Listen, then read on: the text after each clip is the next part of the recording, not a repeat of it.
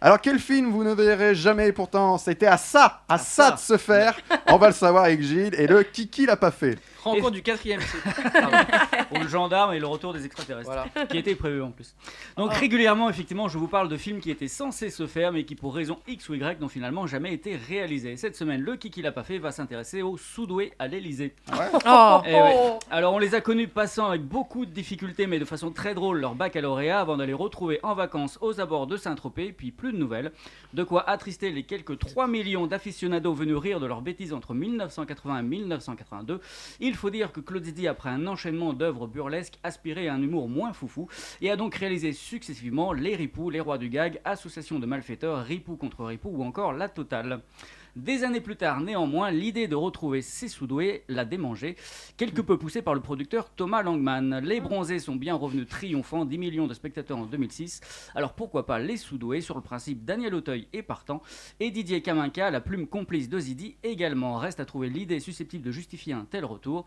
Les protagonistes n'ont plus l'âge de faire des études et il paraît impensable de les renvoyer en congé, sujet éculé.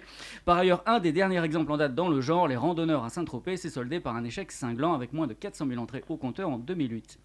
Ah ouais. Bref, il convient de trouver une autre alternative, puis surtout de ne point décevoir, à l'instar du film de Patrice Lecomte et de ses amis pour la vie du Splendide, vivement critiqué en dépit de son carton en salle. Les deux auteurs envisagent alors rapidement d'infiltrer le monde de la politique, un thème assez peu traité au sein du cinéma français et plus encore dans la comédie. Il n'empêche très à la mode depuis sa pipolisation en ce début du XXIe siècle. Le personnage de Bébel incarné par Auteuil deviendrait donc dans ce nouvel opus président de la République, rien que ça, et rappellerait à cette occasion tous ses anciens camarades afin de constituer son gouvernement de sous-doués.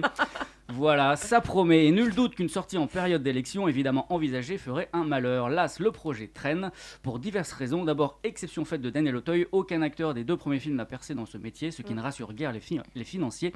Puis plusieurs suites tardives se sont plantées au box-office, 18 ans après de Colin Serrault, 1,5 million contre 10 millions d'entrées pour 3 hommes et un couffin, et Ripoux 3 justement de Claude Zidi, 800 000 entrées contre 5,8 millions pour les Ripoux. Seul argument valable en faveur du projet finalement, l'inexorable culte autour des sous-doués, chaque diffusion télévisuelle demeurant un franc succès. De fait, un maigre espoir subsiste jusqu'en 2018 et le raz-de-marée des Tuches 3, Liberté, Égalité, Fraternituche d'Olivier Barou, au synopsis quasi similaire. Pas de chance, preuve en tout cas que la piste était bonne. Merci. De rien.